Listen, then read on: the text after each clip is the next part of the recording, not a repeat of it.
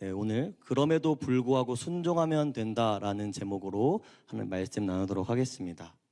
하나님의 일하심은 우리 삶의 전 영역에서 나타나고 있습니다. 특별히 가까이 우리 여름 사역 안에서도 하나님의 일하심을 경험할 수 있었는데요. 우리 단기 선교 기간을 통해서 또 수련회를 준비하고 수련회 그 시간 속에서 우리는 하나님이 일하셨다라는 것을 충분히 경험했을 것입니다. 그런데 우리가 살다 보면 정말 하나님께서 우리의 삶 속에서 인도하시고 말씀하시면서 일하시지만 때로는 그것이 정말 하나님의 일하시고 계신 것이 맞는지 고민하며 주저하기도 합니다. 그리고 혹시 누군가는 나의 생각이 정답이고 내가 나의 경험으로 비춰봤을 때 나의 생각대로 하는 것이 맞다고 생각하며 하나님이 우리 삶 가운데 일하심을 깨닫지 못하게 되는 경우도 종종 일어나고 있습니다.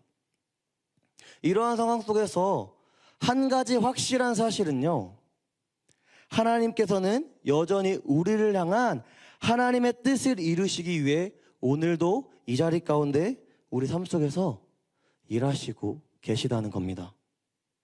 그렇다면 그리스도인으로서 하나님의 일하심의 은혜를 경험하려면 어떻게 해야 될까요? 오늘 사도행전 10장은 우리에게 이 질문에 대한 답을 말해주고 있습니다. 사도행전 10장은 복음 전도의 길이 새롭게 열려서 복음의 확장이 시작이 되는 본문이라고 할 수 있습니다. 오늘 사도행전 10장에서 복음의 확장의 시작점으로서 이제 고넬료와 베드로가 나옵니다. 그리고 이 복음의 확장의 역사가 일어나는 이 현장 가운데 이 역사의 주인공이 하나님이시다라는 것을 우리는 오늘 본문을 통해 알 수 있습니다. 또한 오늘 사도행전 10장 말씀에서는 복음이 점차 확장되기 위해 고넬료와 베드로의 삶 속에서 하나님께서 일하시는 것을 우리는 볼 수 있습니다. 그리고 이 상황 속에서 고넬료와 베드로의 모습이 어떠한지 우리는 확인하게 됩니다. 이 두 사람의 모습을 통해 그리스도인으로서 하나님의 일하심의 은혜를 경험하면 어떻게 해야 하는가라는 질문에 대한 답을 깨닫고 말씀대로 살아가시는 여러분들 되기를 소망합니다. 그렇다면 그리스도인으로서 하나님의 일하심 가운데 은혜를 경험하려면 어떻게 해야 될까요? 첫 번째로 우리가 하나님의 일하심에 순종할 준비가 되어 있어야 한다는 것입니다. 그렇다면 하나님의 일하심 속에서 우리가 순종할 준비를 해야 된다라는 것은 무슨 의미일까요? 우리가 고넬료의 모습을 통해 우리는 이것을 발견할 수 있습니다. 사도행전 10장 1절에서 2절에서 고넬료에 대한 설명을 이야기합니다. 그 고넬료가 어떤 사람이었냐면 그는 당시 로마의 백부장으로서 이방인이었습니다. 그리고 이방인이었던 그의 모습은 보통의 이방인과는 달랐습니다. 그래서 그것에 대해 2절에서 고넬료에 대해 이렇게 이야기합니다. 그가 경건하여 온 집안과 더불어 하나님을 경외하며 백성을 많이 구제하고 하나님께 항상 기도하더니 그는 다른 이방인들과 다르게 유대인들이 믿고 있었던 하나님을 믿고 경외하던 사람이라고 이야기합니다. 그리고 단순히 그뿐 아니라 그의 가족들, 온 가족이 하나님을 믿고 예배했다라고 말합니다. 무엇보다 그는 하나님께 나아가 기도하는 사람이었다고 2절은 우리에게 이야기하고 있습니다. 이러한 고넬료에게 하나님께서는 제9시의 환상을 통해 하나님의 사자를 보내어 욥바에 있는 베드로에게 가라고 명령합니다. 근데 성경을 보면 이 명령은 왜 그렇게 해야 되는지 설명해주고 있지 않습니다. 그리고 그저 너는 욥바에 가서 베드로를 찾으라고만 말합니다. 그리고 이 명령은 제9시의 환상을 통해 전달되는데 이 제9시는 오늘날의 시각으로 오후 3시입니다. 딱 지금의 시간인 거죠. 즉 고넬료는 자고 있다가 환상을 본 것이 아니라 정말 정신이 깨어있는 상태에서 환상을 보고 명령을 받은 것입니다. 이러한 상황에 대해 4절에서는 고넬료가 두려워하고 있다라고 말하고 있습니다. 고넬료가 이러한 모습을 나타내는 것에 대해 우리는 충분히 공감을 할 수 있습니다. 만약에 지금 이 시간, 이 대낮에 여러분들 눈앞에 갑자기 저기 하늘문이 열리고 환상이 딱 보이고 그 환상을 통해 누군가 와서 갑자기 너 지금 나가서 복음 전해라 이런 명령을 한다면 처음에 굉장히 당황스럽지 않겠습니까? 더군다나 성경 속에서 하나님의 천사라고 설명되어 있기 때문에 우리 성경을 보는 우리는 그가 누군지 알 수 있지만 고넬료에서 입장에서 본다면 자기 소개도 전혀 없이 갑자기 찾아와서 너 요바로 가서 베드로를 찾으라고 명령을 한다면 그의 입장에서는 굉장히 어이없고 당황했을지 모릅니다. 그런 상황에서 이 다음에 나타난 고넬료의 반응이 오히려 우리를 당황스럽게 만듭니다. 4절에서 그는 환상에서 하나님의 천사가 고넬료를 부를 때 두려워했지만 그의 반응은 주여 무슨 일이니까? 라고 말하는 것으로 볼 수 있습니다. 여기서 고넬료가 말하는 이 주여라는 표현에는 당신이 단순히 나보다 높은 사람에게 예의를 갖추는 표현 이상의 표현이라고 할 수 있습니다. 이 주여라는 표현은 내가 어떤 상황 속에서도 기꺼이 순종할 준비가 되어 있음을 보여주는 표현입니다. 그리고 4절 후반부와 5절에서 천사는 그에게 너의 기도와 구제가 하나님 앞에 상달되어 기억하였으니 요바에 있는 베드로를 찾으라고 명령하고 있습니다. 이 명령의 고넬료는 자신이 주여라고 기꺼이 순종할 준비가 되어 있다라는 것을 라고 고백했던 것처럼 그는 곧바로 아무런 말과 거부 없이 순종하는 모습을 보여줍니다.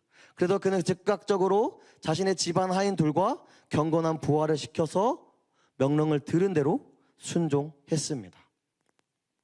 이 고넬료의 모습을 통해서 우리가 알 수 있는 건 우리가 그리스도인으로서 하나님께서 우리 인생 가운데 일하실 때 순종할 준비가 되어 있어야 한다는 것을 우리는 알 수 있습니다. 고넬료는 경건한 자로 항상 기도하며 백성들을 구제하는 사랑의 모습을 가지고 있었습니다. 이러한 모습은 그가 하나님께서 천사의 명령에 즉각적으로 순종할 수 있는 토대를 만들어 준 것입니다. 매일 기도하는 자세를 통해 이 고넬료는 하나님과 가까워지며 하나님의 명령에 즉각적으로 순종할 수 있었고 이는 후에 고넬료와 가족들의 회심과 함께 이방인에게 복음이 확장되는 하나님의 뜻을 이루는 시작점이 되었던 것입니다. 여러분, 그렇다면 우리는 어떻습니까? 하나님께서 우리의 인생 가운데 일하고 계실 때 우리는 언제든 어떤 상황에서든 순종할 준비가 되어 있으십니까? 아니면 지금 나의 삶 속에서 그 준비를 하고 계십니까? 우리는 이 준비를 항상 해야 합니다. 이러한 경건의 준비가 없다면 고넬료처럼 그의 인생 속에서 하나님께서 일하실 때 민감하게 반응하지 못하고 즉각적으로 순종하지 못하게 됩니다. 그리고 그것이 하나님의 일하심이라는 것 자체를 모르고 일하심 가운데 주어지는 은혜를 놓치게 되는 것이죠. 여러분의 삶 속에서 이러한 잘못을 범하지 않게 되기를 바랍니다. 바라기는 오늘 모두가 오늘 이 사도행전 10장에 나타난 고넬료처럼 항상 기도하는 그 경건의 자대로 언제 어디서든 하나님의 일하심 가운데 순종할 준비가 되어 하나님의 일하심 가운데 부어지는 은혜를 누리시길 소망합니다. 두 번째로 우리의 편견을 내려놓아야 합니다. 오늘 사도행전 10장에서 고넬료가 보낸 자신의 집 하인 둘과 경건한 부하들이 베드로를 찾으러 요바로 가고 있을 때 베드로에게도 한 가지 사건이 일어나게 됩니다. 고넬료가 보낸 하인과 부하가 요바로 오는 동안 제6시, 즉 현재 시간으로 우리 시간으로 환산하면 정오 오후 12시에 베드로는 기도하러 지붕 위로 올라갑니다.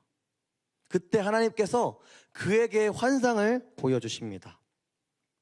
그 환상은 10절에서 12절에서 이야기하듯 하늘이 열리고 큰 보자기 같은 한 그릇이 내려온 것입니다. 그리고 거기에는 땅에 있는 각종 네 발 가진 짐승과 기는 것과 공중에 나는 것들이 있었습니다. 그리고 베드로에게 이것을 너가 잡아 먹으라고 이야기합니다. 그런데 베드로가 그가 예수님의 제자이자 사도인 입장을 놓고 생각해 보면 환상 속에서 베드로의 반응은 조금 의외의 반응을 하게 됩니다. 그것은 예수님의 제자이자 사도이지만 그 명령에 순종할 것을 거부하고 있습니다. 그렇다면 왜 그는 거부했을까요? 이러한 이유는 크게 두 가지로 볼 수 있습니다. 먼저 베드로가 사도라는 특징을 놓고 봤을 때 그는 하나님께서 그에게 직접 명령하신 것에 대해 불순종할 사람이 아니었습니다. 그가 들은 음성이 하나님의 음성이라고 생각했다면 그는 하나님이 자기를 시험하고 있다고, 자신의 믿음을 시험하고 있다고 생각했을 수도 있고, 혹은 베드로는 그 음성이 확실치 않아 그 명령이 자기가 알고 있던 그 율법을 어기도록 유혹하는 것으로 여겨서 거부했을 수도 있습니다. 둘째로 환상 속에서 보여진 동물 중에서는 하나님께서 율법을 통해 부정하다고 여겨서 먹지 말라고 한 음식들이 있었습니다. 그렇게 그는 이스라엘에서 속되다고 여기는 그 음식을 먹을 수 없었기 때문에 거부한 것입니다.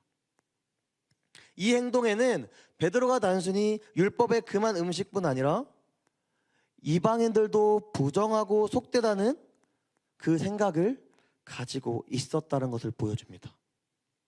이러한 마음으로 인해 그는 결국 하나님의 뜻대로 이루시기 위한 일하심, 그 명령에 거부한 것입니다. 이러한 모습은 베드로가 믿음은 있지만 하나님의 일하심 가운데 예민하지 못했고 베드로가 자신 나름의 신앙의 편견이 있었다는 것을 우리는 알 수 있습니다. 그가 가지고 있던 편견은 이방인은 부정하고 속되다라고 여기는 당시 유대인들이 가지고 있던 유대주의적 사고였습니다. 그리고 이러한 편견은 결국 하나님이 자신의 삶 속에서 일하심에 대해 올바로 분별하지 못하게 만들었습니다. 하나님은 베드로가 유대인과 이방인을 나누고 이방인을 부정하다고 여기는 것을 원치 않으셨습니다. 그리고 오히려 복음을 이방인에게까지 확장시키고자 하는 하나님의 일하심 속에서 베드로가 이방인과 구별하지 않고 그 새로운 관행을 받아들이기를 원하셨습니다. 그러나 베드로는 환상을 통한 하나님의 명령이 이러한 깊은 뜻이 담겨 있는지 알아채지 못했고 그 음성의 출처도 확실치 못하는 모습을 보여주고 말았습니다. 이를 통해 오늘 사도행전 10장이 우리에게 말해주고 있는 것은 우리가 신앙생활을 하는 데 있어서 가지고 있는 편견들은 결국 하나님의 일하심 속에서 우리의 영적 분별력의 그 시야를 가로막고 결국 하나님의 일하심 속에서 제대로 순종하지 못하게 만든다라는 것을 우리에게 말해주고 있습니다. 즉 이러한 편견은 우리가 하나님의 일하심에 순종하는 방해 요소라는 것입니다. 여러분 그렇다면 어떠십니까? 하나님께서 우리의 인생 가운데 일하시길 원하시고 계시는데 우리의 생각이 맞다며 우리의 편견 속에 사로잡혀서 신앙생활하는 데 있어서 갈 길을 잃고 하나님의 뜻을 제대로 이해하지 못하는 경험들이 있지는 않으셨습니까? 특별히 우리가 살아가는 사회 속에뿐만 아니라 내가 교회 안에서 여러 가지의 모습으로 섬기는 그 모습 속에 하나님이 일하시고 계시지만 정작 내 생각이 우선이 되어 내가 가지고 있는 신앙의 편견들이 먼저가 되어서 하나님의 뜻을 올바로 분별하지 못하고 정말 이것이 맞는지 이 상황이 맞는지 고민하며 잘못된 선택을 하게 되는 경우가 있지는 않으셨습니까? 바라기는 우리의 인생 가운데 하나님이 일하실 때 우리의 편견을 내려놓고 제대로 된 방향을 잡아 하나님의 뜻대로 하나님 일하심 속에서 순종하며 살아가는 여러분 되기를 소망합니다. 세 번째로, 그럼에도 불구하고 하나님께서는 하나님 직접 일하심을 확신하고 담대히 순종해야 합니다. 15절에서 베드로는 환상 속에서 들은 하나님의 명령을 거절합니다.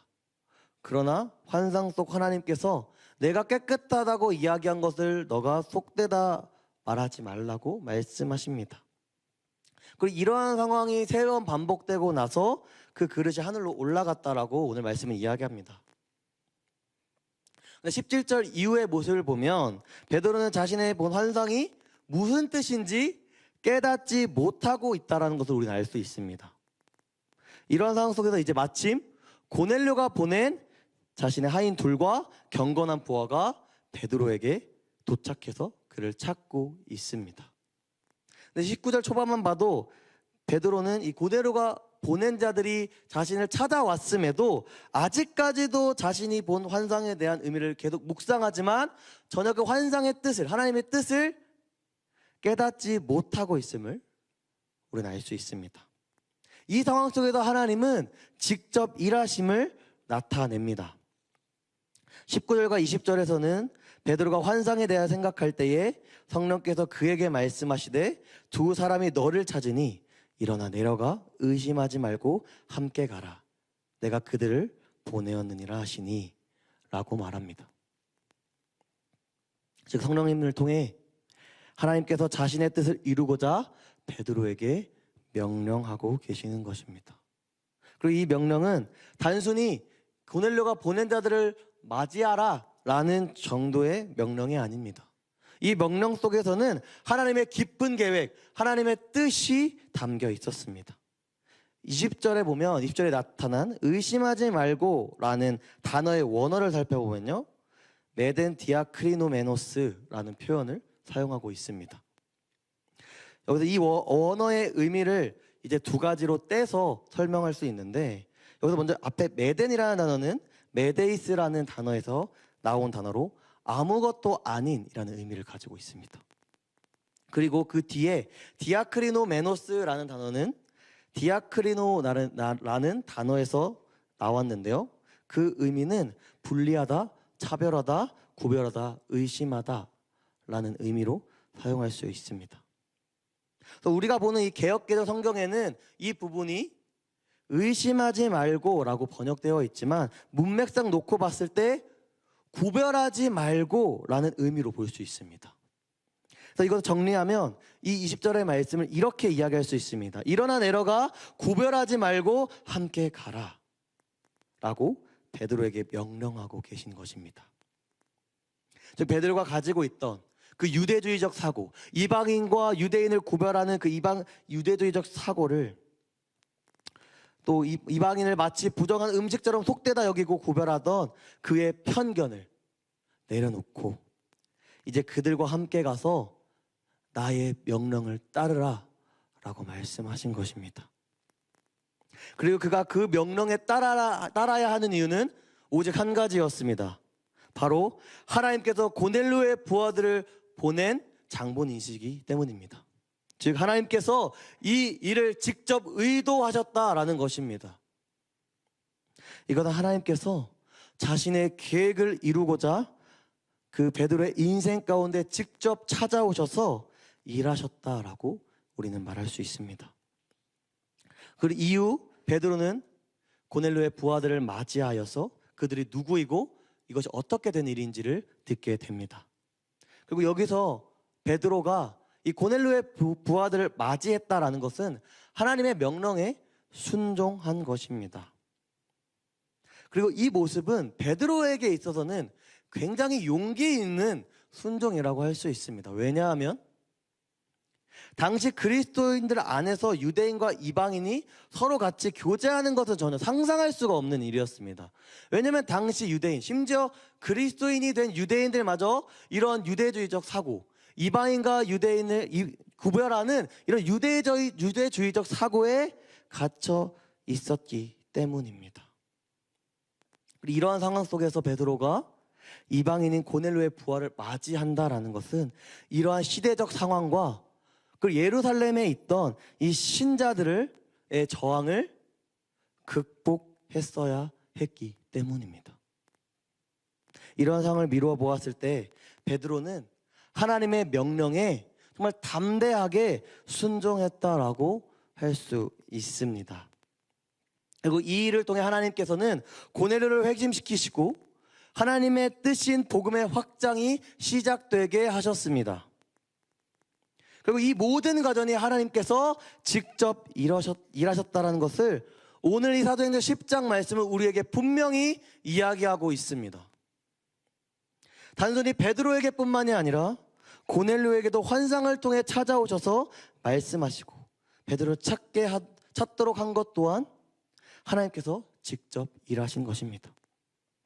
이러한 두 사건을 통해 오늘 사도행전 10장은 우리에게 하나님께서 어떤 상황 속에서도 그분 자신이 직접 일하셔서 반드시 자신의 뜻을 이루신다라고 말하고 있습니다. 그리고 우리에게 이 사실을 확신하고 나아가 어떤 상황 속에서 담대히 순종해야 한다라는 것을 이야기하고 있습니다. 여러분 어떠십니까? 여러분은 어떤 상황 속에서도 하나님께서 직접 일하셔서 반드시 자신의 뜻을 이루신다라는 것을 믿으십니까? 여러분의 인생 속에서 내 생각으로 미루어 봤을 때, 내가 살아온 경험으로 미루어 봤을 때 이렇게 하면 틀릴 것 같은데 라는 그러한 신앙의 편견을 부리거나 혹은 하나님께서 지금도 내 삶에서 일하고 계신 건 맞는지, 아니면 하나님께서 지금도 나의 삶 속에서 말씀하고 계신데 정말 그것이 하나님의 뜻이 맞는지 불안해하며 살아가고 계시진 않습니까?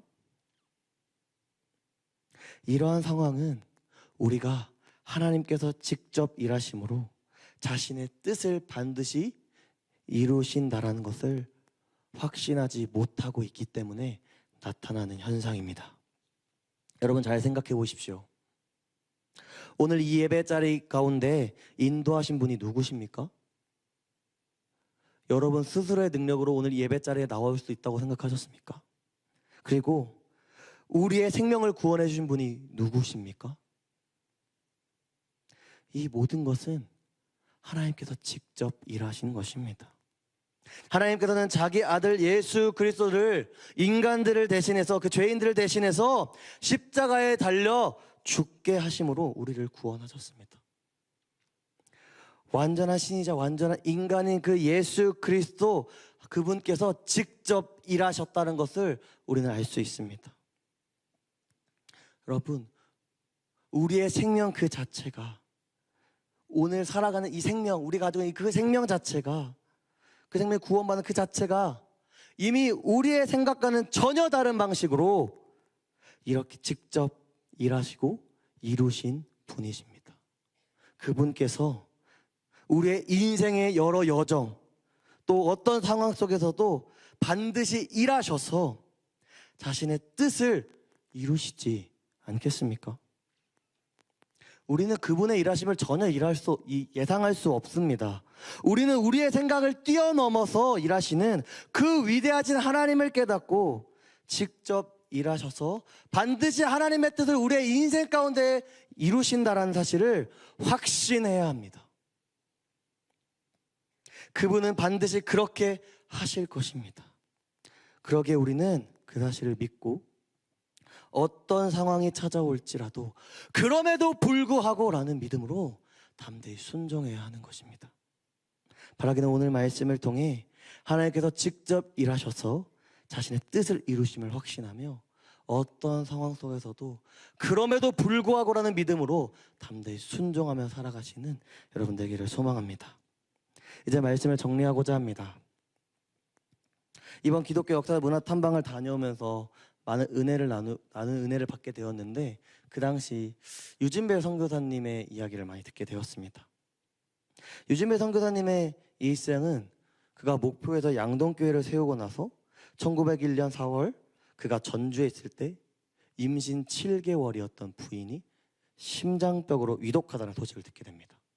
그리고 그는 목포에 돌아가기 위해 군산에 도착했을 때 결국 그 부인의 임종 소식을 듣게 됩니다.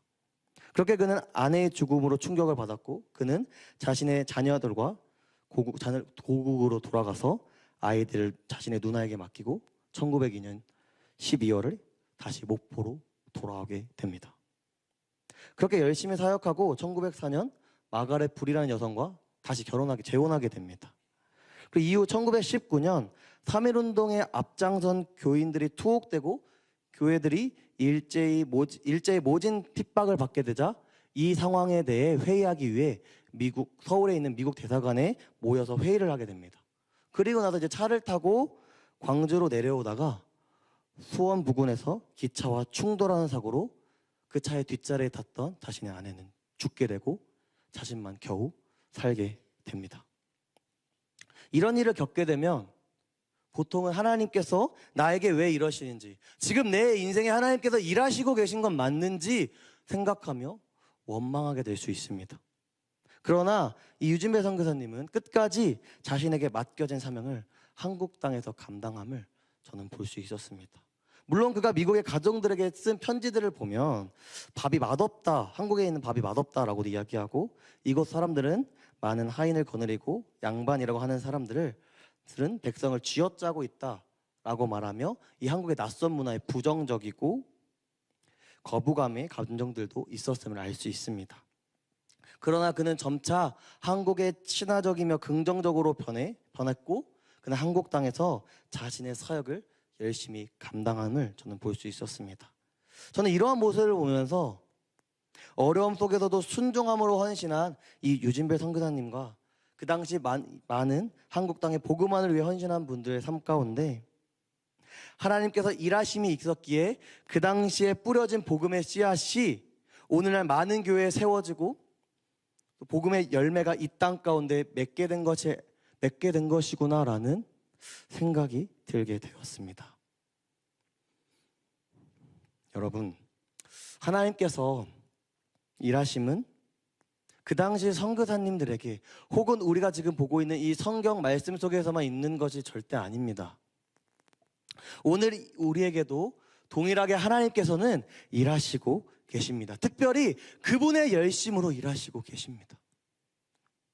그렇다면 우리의 인생 가운데 하나님께서 그분의 열심으로 일하시고 계시는데 우리는 어떻게 살아가야 하겠습니까? 여전히 베드로와 같이 신앙의 편견에 빠지며 하나님의 일하심이 무엇인지 분별하지 못하고 그 은혜를 누리지 못하는 삶을 사시겠습니까? 아니면 고넬료와 같이 내가 순종할 준비가 되어 하나님의 명령에 담대히 순종하는, 그래도 하나님의 일하심 속에서 그 은혜를 누리는 삶을 사시겠습니까? 우리는 어떤 상황에 닥쳐와도 그럼에도 불구하고라는 믿음으로 하나님께서 그분의 열심으로 말미암아 일하셔서 뜻을 이루실 것임을 확신함으로 순종하시길 바랍니다. 그렇게 살 때 우리는 하나님께서 직접 일하셔서 우리의 인생 가운데 계획하신 그분의 뜻을 반드시 이루시는 그 은혜를 누릴 수 있는 것입니다. 그리고 특별히 이제 다음 주에 전도축제 선포식을 시작으로 우리는 전도축제를 이제 준비하게 될 것입니다. 그 가운데 여러 생각이 많이 들 터인데 내가 누구를 전도하기로 작정할 것인지 고민하거나 혹은 내가 정말 이 사람을 작정하면 올까라는 이러한 불안함과 걱정들이 있을 수 있습니다. 그러나 그 가운데 하나님께서 직접 일하실 것임을 확신하십시오. 이리저리 재지 말고 복음을 전하라는 그 하나님의 명령 가운데 담대히 순종하십시오.